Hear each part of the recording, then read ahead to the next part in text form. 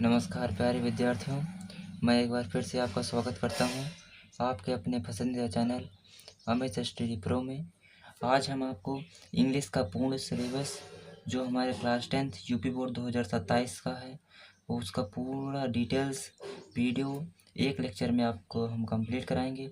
और जो हमारे पोएट्री का पहला चैप्टर डस्ट ऑफ स्नो है उसे भी हम आपको आज ही पढ़ाएंगे। तो चलिए शुरू करते हैं। इंग्लिश का सिलेबस क्या है, इसमें जो टोटल मार्क्स होते हैं वो पूरा 70 मार्क्स का आता है पेपर, जिसमें से नंबर की हम बात करें तो 1 शॉर्ट पैसेज जो हमारा 3 क्वेश्चन पूछे जाते हैं उसमें से टोटल 3 मार्क्स उसमें से हमें मिलते हैं। और दूसरा जो होता है अनसीन पैसेज आता है जिसमें से हमें तीन क्वेश्चन दिए होते हैं और उसमें 6 नंबर मिलते हैं, हमें 6 मार्क्स मिलता है। और अगला है हमारा लेटर एप्लीकेशन। 2 आते हैं, या तो आपको लेटर करना होता है या तो आपको एप्लीकेशन करना होता है। इसके लिए आपको 4 मार्क्स दिए जाते हैं। और अगला है आर्टिकल या एसे, ये भी अथों में रहता है। यदि आप आर्टिकल करना चाहते हैं तो आर्टिकल कीजिए, यदि आप एसे करना चाहते हैं तो एसे कीजिए। इसमें भी आपको 6 मार्क्स दिए जाते हैं। अगला है हमारा 5 क्वेश्चन आते हैं पार्ट ऑफ स्पीच से, टेंस से, आर्टिकल, रिकॉर्डिंग, मीनिंग, इसमें से आपको 5 मार्क्स मिलते हैं। और आपको 3 क्वेश्चन नरेशन यानी कि direct, indirect and passive voice, active voice और पंचुएशन, इसमें आपको 6 मार्क्स दिए जाते हैं। और अगला है हमारे पास ट्रांसलेशन हिंदी टू इंग्लिश, यानी कि हिंदी पैराग्राफ दिया होगा और आपको इंग्लिश में ट्रांसलेट करना होगा। तो इसके लिए आपको मिलते हैं 4 मार्क्स। और आगे देखते हैं। आगे है हमारे पास 2 question based on poetry extract, यानी एक्सट्रैक्ट EBQ आते हैं जिसमें आपको 2 मार्क्स दिए जाते हैं। और 3 क्वेश्चन बेस्ड ऑन लेसन पर आधारित होता है जिसके लिए आपको 3 मार्क्स दिए जाते हैं। और 5 क्वेश्चन जो होते हैं वो हमारे सप्लीमेंट्री लेसन से आते हैं, इसमें आपको भी 5 मार्क्स मिलते हैं। अगला होता है 4 लाइन पोएम, जो कि सभी बच्चों को याद होना बहुत ही ज़रूरी है। तो ये हमारे पेपर में आता है 3 नंबर का। और सेंट्रल आइडिया आती है 3 नंबर का। और 2 शॉर्ट क्वेश्चन आता है जो कि प्रोज का होता है, ये 6 मार्क्स का आता है। 1 लॉन्ग क्वेश्चन प्रोज का आता है, 4 नंबर का होता है। 1 शॉर्ट क्वेश्चन सप्लीमेंट्री से होता है, ये 3 नंबर का होता है। 1 लॉन्ग क्वेश्चन होता है सप्लीमेंट्री का, ये भी 4 नंबर का होता है। 2 MCQ बेस्ड प्रोज, जो प्रोज से बेस्ड होता है, जो प्रोज से बेस होता है, इसमें भी आपको 2 मार्क्स मिलते हैं। और 1 वोकैबुलरी क्वेश्चन होता है, इसमें आपको एक नंबर मिलते हैं। तो ये रहा हमारा पूर्ण सिलेबस। इसमें से आपको पूरे 78 नंबर आसानी से मिल सकते हैं यदि आप मेहनत करेंगे हमारे साथ लगातार, तो आपको पूरा का पूरा नंबर मिलेगा। तो चलिए शुरू करते हैं हमारे इंग्लिश का पहला लेसन जो कि पोएट्री का है, जिसमें हम आपको आज सेंट्रल आइडिया और जो उसका क्वेश्चन होता है EBQ उसको हम कराने वाले हैं। तो चलिए शुरू करते हैं। तो यहाँ पर देखिए पोएट्री का जो हमारा बुक है उसका नाम है द फर्स्ट फ्लाइट। इससे हमें 8 मार्क्स मिलते हैं, जिसमें यह पहला लेसन हमारा।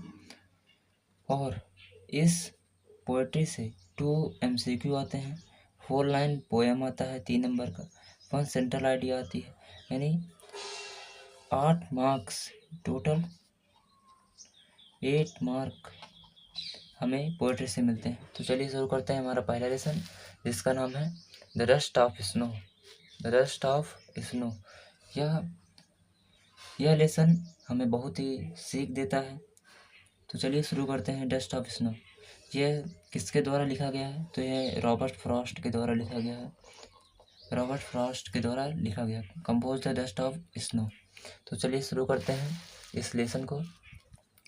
तो क्या है, the way A crow swoop down on me, the dust of snow from a hemlock tree। तो इसका अर्थ क्या हुआ, नीचे लिखा है। द वे मतलब रास्ता या तरीका, ए मतलब एक, क्रो मतलब कौवा, सूप मतलब हिलाना, डाउन मतलब नीचे, ऑन मतलब पर, मी मतलब मुझे। The dust of snow, the dust का मतलब कण या बूंद या बौछार, ऑफ मतलब काकी के, स्नो मतलब बर्फ, फ्रॉम मतलब से, ए मतलब एक, हेमलॉक मतलब धतूरा, ट्री मतलब पेड़। ट्री मतलब पेड़। तो यहाँ पर देखिए इसका पूरा मीनिंग, यहाँ पर पूरा जितना अर्थ है वो लिखा हुआ है। क्या लिखा? धतूरे के पेड़ से जिस तरीके से एक कौवे ने मुझ पर बर्फ़ की एक बूंद गिराया। यानी कि एक कवि था, इस कहानी समझिए। एक कवि था, वो बहुत चिंतित था, उसका दिमाग डिस्टर्ब था। तो वह जाता है, एक धतूरे के पेड़ के नीचे खड़ा हो जाता है और अचानक से एक कौवा आता है और वह उस डाल पर बैठकर बर्फ़ के कण को गिरा देता है, जिससे जो पोएट होता है उसका जो माइंड डिस्टर्ब होता है वो शांत हो जाता है, और जो उसका दिन बहुत ख़राब चल रहा था वो ठीक हो जाता है। तो यही इस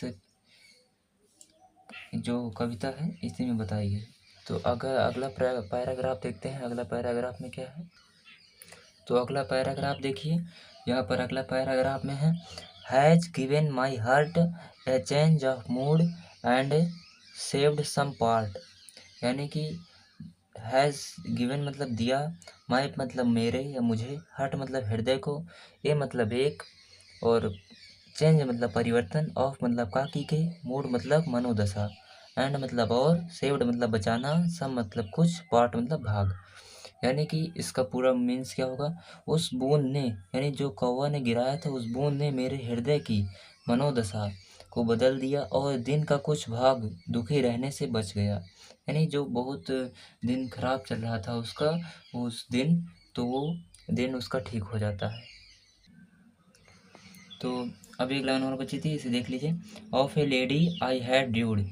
ऑफ मतलब काकी की, ए मतलब एक, और डे मतलब दिन, आई मतलब मैं, हैड मतलब चुका था, दुखी, ड्यूड मतलब दुखी रहना। इसका मैंने पूरा वहाँ पर बता दिया है। अब चलिए हम एक्सट्रैक्ट बेस्ड क्वेश्चन देखते हैं जो हमारे पेपर में MCQ के रूप में पूछे जाते हैं। तो चलिए देखते हैं। तो पहला क्वेश्चन है हमारे पास, who compose the dust of snow. यानी कि इस कविता को किसने लिखा है। तो इस कविता को Robert Frost compose the dust of snow. Dust of snow को रॉबर्ट फ्रॉस्ट ने लिखा है। A dust of snow dropped by, यानी कि किसके द्वारा डस्ट ऑफ स्नो गिराई जाती है। तो a dust of snow dropped by a crow, एक कौवे के द्वारा जो डस्ट ऑफ स्नो होता है उसे गिराया जाता है। तो अगला क्वेश्चन है हमारे पास, द वे मीन्स। हमारे पेपर में 1 नंबर का मीन्स आता है, तो देख लीजिए। द वे मीन्स यानी कि रास्ता का मीन्स क्या है, वो हमारे उसमें पोएम में ही दी गई है। तो उसका मीन्स क्या होगा, मेथड। अगला हमारा क्वेश्चन है, from where was snow dropped.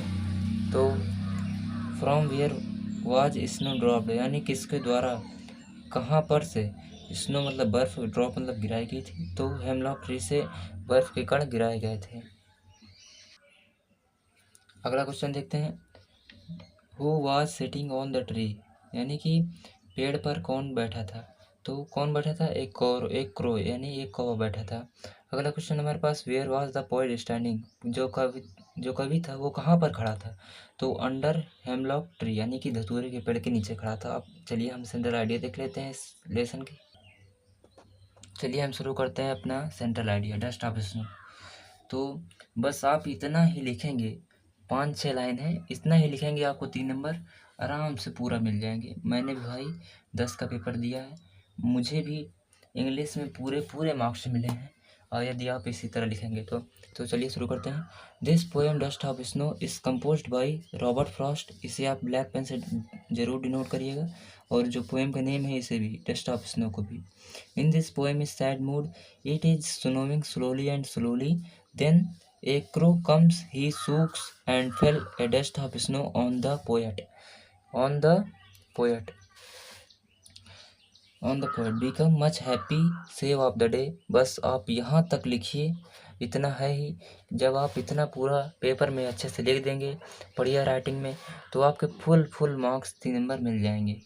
तो आपको यह वीडियो कैसा लगा कमेंट करके ज़रूर बताना, और ऐसे ही मज़ेदार और इंटरेस्टिंग वीडियो के लिए हमारे चैनल को ज़रूर सब्सक्राइब करें, ताकि और हम आपसे इसी तरह कनेक्ट हो पाएँ। धन्यवाद।